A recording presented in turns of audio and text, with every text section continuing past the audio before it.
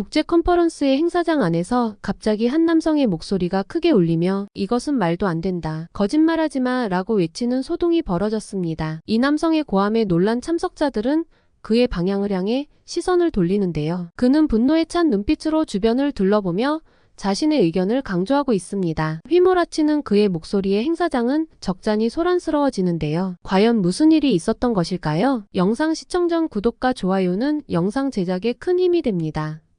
안녕하세요. 저는 미국 캘리포니아주 샌프란시스코에 살고 있는 제이슨이라고 합니다. 저는 현재 IT 기업의 소프트웨어 개발자이고 팀 리더로서 일하고 있습니다. 샌프란시스코의 다양한 기술적 도전 속에서 저는 끊임없이 성장하고 발전하는 개발자로서의 역할을 자연스럽게 수행하고 있고, 이러한 경험들이 저에게는 큰 자부심입니다. 그런데 어느 날 제가 한국에서 개최되는 국제 컨퍼런스에 초대받게 되었습니다. 이 컨퍼런스는 제 관심 분야와 관련된 최신 기술 동향과 연구 결과를 소개하는 자리였어요. 저는 한국에서 이런 기회를 얻게 되어 기뻤고, 한국에 대한 호기심도 함께 커졌습니다. 게다가 컨퍼런스 참가 이외에도 저는 한국에서 체류하는 동안 한국의 새로운 문화 환경을 경험하고 싶다는 욕구가 생겼어요. 그래서 컨퍼런스 일정이 끝난 뒤 4일 정도 민수 집에 머물면서 민수와 함께 한국 여행을 하기로 했습니다. 민수는 제 대학교 친구입니다. 민수는 한국에서 고등학교를 마치고 저와 같은 대학교로 진학했고 같이 공부하면서 친해지게 되었어요. 민수는 대학교를 졸업하고 다시 한국에 돌아갔고 현재는 대형 로펌에서 일하고 있어요. 제가 한국에 가게 되었다는 사실을 민수에게 말했더니 정말 반가워하면서 꼭 만나자고 하더라고요. 일정을 더 빼놓으라면서 한국의 멋진 곳을 데리고 가주겠다고 했어요. 한국에 도착하자마자 서울의 높은 빌딩들과 번화한 상업지구에 놀랐습니다. 샌프란시스코와는 다른 분위기의 현대적인 도시 생활이 인상적이었습니다. 그러나 제 진짜 놀라움은 컨퍼런스가 열리는 동안 나타났어요. 컨퍼런스에서 세계 각국의 우수한 기술자들이 모여 다양한 주제로 발표하고 있는데 한국의 스타트업들이 선보이는 새로운 기술들은 제게 큰 영감을 주었습니다. 특히 한국의 인공지능 기술에는 놀라움을 감출 수 없었어요. 음성인식을 통한 개인 비서 앱과 알고리즘을 활용한 맞춤형 학습 콘텐츠 추천 서비스는 정말 혁신적이었어요. 또한 한국의 모빌리티 서비스도 인상적이었는데 전기 자동차와 충전 인프라, 그리고 이동수단의 공유 서비스 도입이 한국의 교통체계에 얼마나 혁신적인 변화를 가져왔는지 알 수 있었어요. 게다가 한국의 헬스케어 분야의 기술은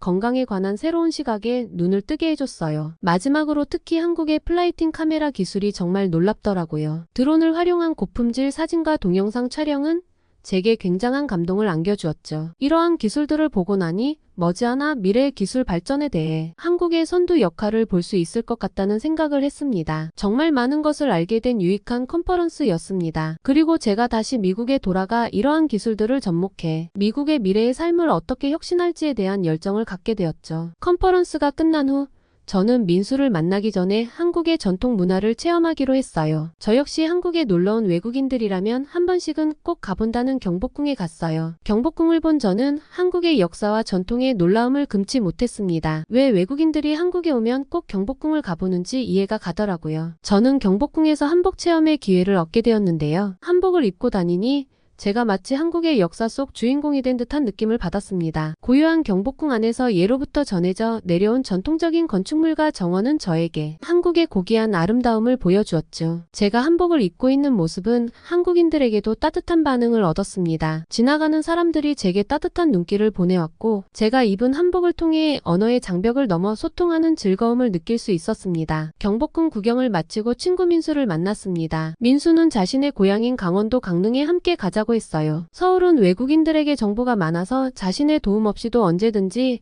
제가 혼자라도 즐길 수 있지만 강원도 같은 지방은 혼자서는 여행하기엔 정보가 부족해서 현지인들이 즐기는 것만큼을 다 보고 갈 수는 없을 것이라고 말했어요. 그래서 저는 강원도에 가기에는 너무 멀지 않냐고 물어봤는데 민수는 한국은 교통이 발달되어 있어서 고속철도를 타면 2시간이면 도착한다고 하더라고요. 저는 그 말에 깜짝 놀랐어요. 인천과 서울도 가까운 거리 같았지만 서울에 도착하는데 2시간 가까이 걸렸는데 더 장거리인 강릉까지 2시간밖에 걸리지 않는다는 사실을 믿을 수가 없었어요. 민수의 제안에 저는 무조건 좋다며 승낙했고 우리는 함께 고속철도에 올라탔어요. 고속철도 안의 승객들은 모두 조용했고 기차 안은 참으로 청결했죠. 그리고 생각보다 넓은 좌석 공간에 놀랐습니다. 그렇게 강릉에 도착해서 탁 트인 바다를 보니 서울과는 사뭇 느낌이 달랐어요. 민수를 따라서 오길 잘했다는 생각이 들었죠. 그런데 바다 앞이라서 그런지 강릉의 날씨가 서울과는 달리 조금 춥더라고요. 옷을 여러 개 챙겨오긴 했는데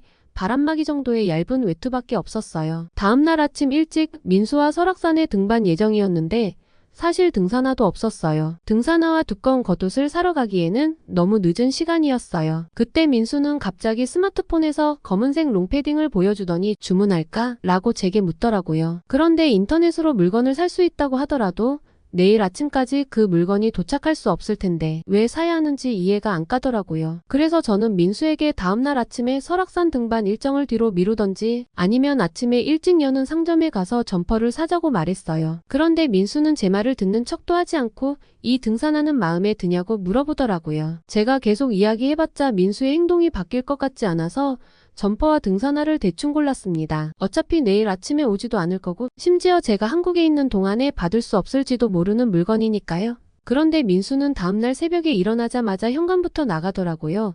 아침부터 어딜 가나 싶었는데 아니나 다를까 택배를 들고 오더라고요. 그러면서 입어보고 신어보라며 어제 제가 골랐던 점퍼와 등산화를 내미는 것입니다. 저는 그 상황이 너무나 놀라워 기절할 뻔했어요. 국제 컨퍼런스에서 놀랐던 것은 맛보기 수준이었어요. 친구가 혹시 저를 놀래주려고 일부러 속이는 것이 아닌가 싶었어요. 혹시 미리 사둔 거 아니냐면서 슬쩍 물어봤더니 친구가 문자 메시지를 보여주더라고요. 그 내용은 택배기사님이 배송 완료가 되었다고 사진까지 첨부해서 보내준 메시지였어요. 민수가 저를 위해 미리 사둔 것은 아니었어요. 그래서 어떻게 이런 게 가능하냐고 물었더니 한국에서는 저녁에 주문을 해도 다음날 새벽에 받을 수 있는 택배 시스템을 가지고 있는 쇼핑몰들이 정말 많대요. 급하면 이렇게 새벽 배송으로 물건을 받을 수도 있고 그냥 일반 택배도 배송 기간이 길어봤자 하루 이틀 정도 걸린다고 하더라고요. 한국에는 지역마다 물류창고가 있고 그곳에서 물건을 배송하기 때문에 가능한 것이라고 하더라고요. 미국에서는 택배를 3, 4일 이상 기다리는 게 기본입니다. 일주일에서 2주 후에 배송되는 경우도 흔하고 더 걸리는 경우도 있습니다. 한 번은 제가 의자를 주문한 적이 있었는데